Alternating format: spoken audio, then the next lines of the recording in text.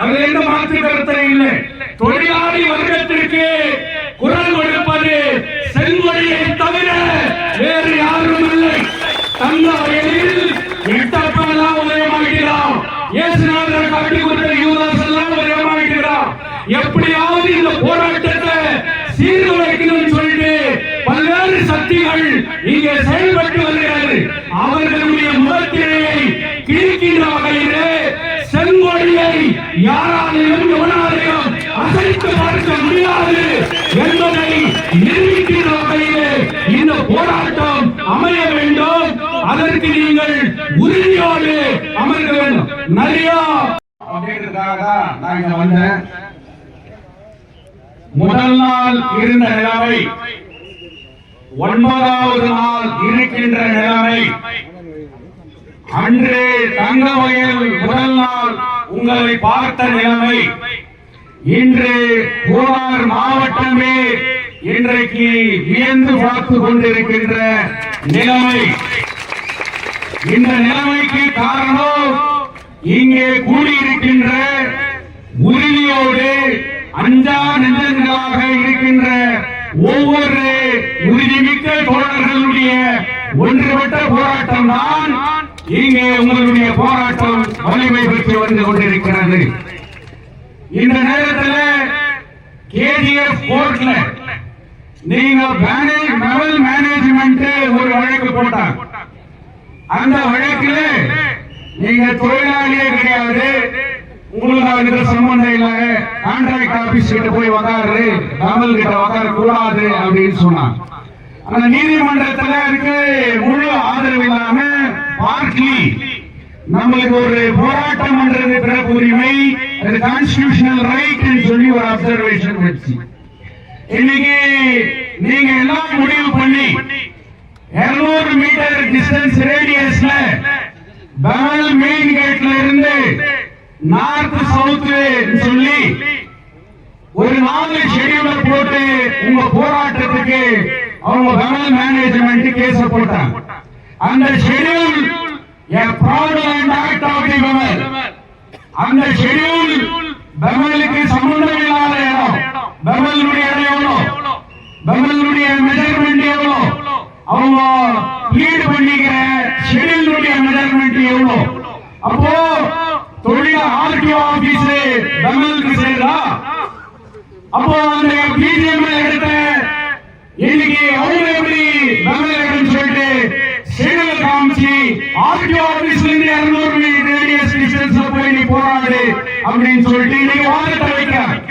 ஆனா அன்னைக்கு முதல் நாள் நான் 2வது நாள் இங்க வரும்போது இங்க இருந்த நம்ம மரியாதைக்குரிய deputy superintendent of police circle inspector எல்லாருக்கிட்டையும் நான் சொன்னேன், சார் ஒரு ஸ்பீக்கிங் ஆர்டர் இருக்குது, இந்த இடத்துல தான் அவங்க போராடணும் இல்ல, நீ ஏன் 200 மீட்டர் ரேடியஸ்ல அதை அகலும் அப்படின்னு சொன்னேன்.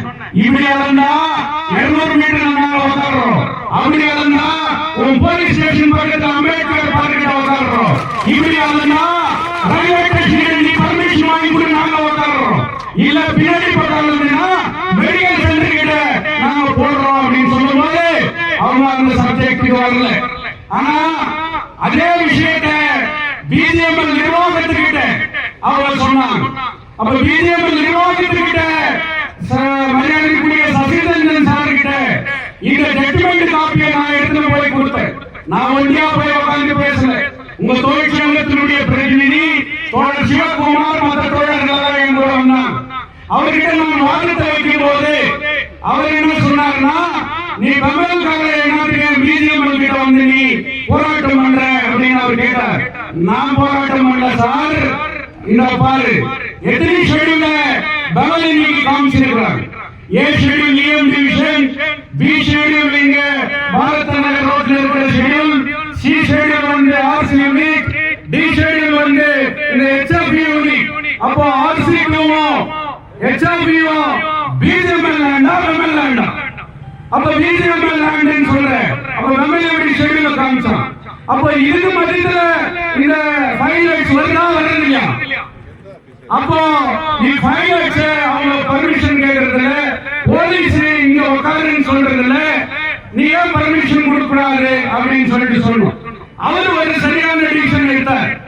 அவர் என்ன டிசிஷன் எடுத்தாருன்னா, நான் பர்மிஷன் இல்லைன்னு சொல்றது இல்ல, கோர்ட் ஆர்டர் இருக்குது, போலீஸ் ஒரு இடத்தை காமிக்கிட்டோம், இந்த இடத்துக்கு எந்த எதுவும் நோட்டிஃபிகேஷன் இல்லை, நான் எழுதி கொடுக்கிறேன் அப்படின்னு சொல்லி இன்னைக்கு சசிரஞ்சன் அவர்கள் அந்த ஆர்டர் அவர் கொடுத்தார்.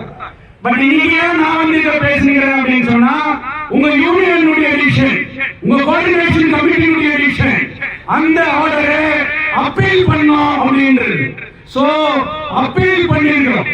நம்மளுடைய கிரவுண்ட்ஸ்னா தொழிலாளி மேனேஜ்மெண்ட் கண்ணு முன்னாடிதான், அவன் ஃபேக்டரி முன்னாடிதான் போராட்டத்தை நடத்துவான். அந்த போராட்டத்தினுடைய முடிவு அந்த பகல் கேட்கத்தான் அப்படின்றத உறுதி பண்ணணும். இங்க வீடு சரிந்த ஆயிரக்கணக்கான தங்கவயல் மக்கள், அனைத்து அரசியல் கட்சி மேற்க இருக்கக்கூடிய தொழிற்சங்கங்கள் எல்லாம் மிகப்பெரிய ஊர்வலம் நடத்தி அது பகல் கேட்கிறதா முடிவு உங்களுடைய போராட்டத்தினுடைய உறுதி. அதுக்காக இன்னைக்கு மிஸ்லேனியஸ் அப்பீல் ஃபைல் பண்ணிக்கிறோம். மிஸ்லேனியஸ் அப்பீல் நம்பர் 91/2024 இல்ல கேவை ஃபைல் பண்ணிக்கிறாங்க. நான் லாங் நோட்டீஸ் தான் கொடுக்குவேன் அப்படின்னு சொன்னாரு.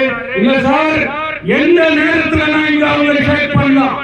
இன்னைக்கு ஒரு பக்கம் எம்எல்ஏ 19 அப்பாயின்மெண்ட் சொல்றாங்க, ஒரு பக்கம் எக்ஸ்டென்ஷன் பண்ண மாட்டேன்னு சொல்லிட்டு இன்னைக்கு போலீஸ் நினைக்கலாம்.